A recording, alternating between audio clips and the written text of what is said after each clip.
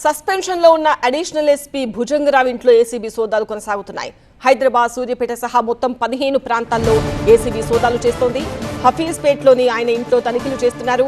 సాయిరామ్ అపార్ట్మెంట్లో భుజంగరావు ఇంట్లో ACB DSP Sridhar ఆధ్వర్యంలో సోదాలు చేస్తున్నారు. తనిఖీల్లో 10 మంది అధికారులు పాల్గొన్నారు. ఆదాయానికి మించిన ఆస్తుల కేసులో ఉదయం నుంచి ఏసీబీ దాడులు కొనసాగుతున్నాయి.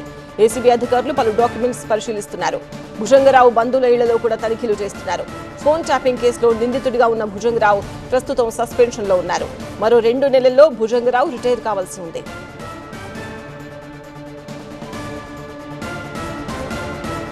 సూర్యాపేట జిల్లా తుంగతుర్తిలో ఏసీబీ అధికారులు సోదాలు చేస్తున్నారు. భుజంగరావు మామ రిటైర్డ్ పోలీస్ అధికారి దుగ్గ్యాల రాజేశ్వరరావు ఇంట్లో తనిఖీలు చేపట్టారు.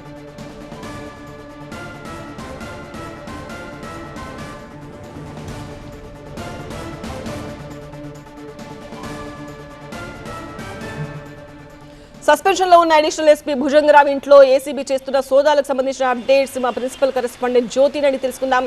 జ్యోతి, ఇప్పటి వరకు 15 ప్రాంతాల్లో సోదాలు కొనసాగుతున్నట్టుగా తెలుస్తున్నాయి. ఎలాంటి వివరాలు బయటకు వచ్చాయి?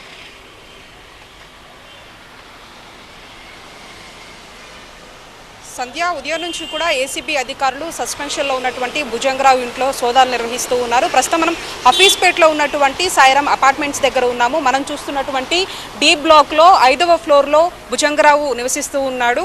అయితే ప్రస్తుతం డిఎస్పీ శ్రీధర్ ఆధ్వర్యంలో ప్రస్తుతం ఏసీబీ అధికారుల సోదాలు కొనసాగుతున్నాయి. మొత్తం 10 మంది అధికారులు కూడా లోపల కీలకమైనటువంటి కొన్ని డాక్యుమెంట్స్ని పరిశీలిస్తూ ఉన్నారు. మరొకవైపు అతన్ని వివరాలు అడిగి తెలుసుకుంటున్నటువంటి పరిస్థితి. మరొకవైపు సూర్యాపేటలో కూడా ఏసీబీ అధికారుల సోదాలు కొనసాగుతూ ఉన్నాయి.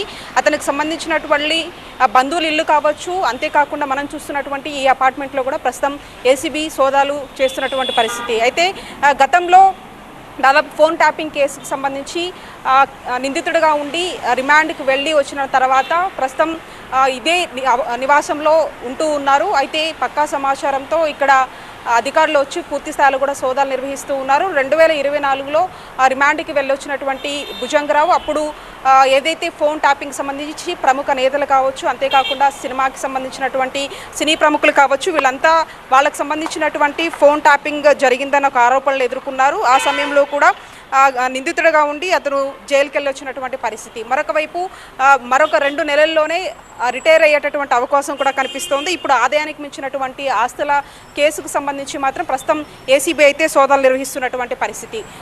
ప్రస్తుతం మనం చూస్తున్నటువంటి ఇక్కడ మాత్రం కొన్ని కీలకమైనటువంటి డాక్యుమెంట్స్ని ఒకవైపు పరిశీలిస్తూ ఉన్నారు.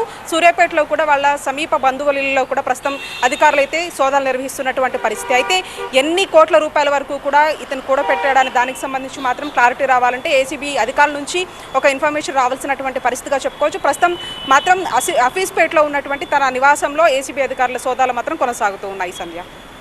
రైట్ జ్యోతి.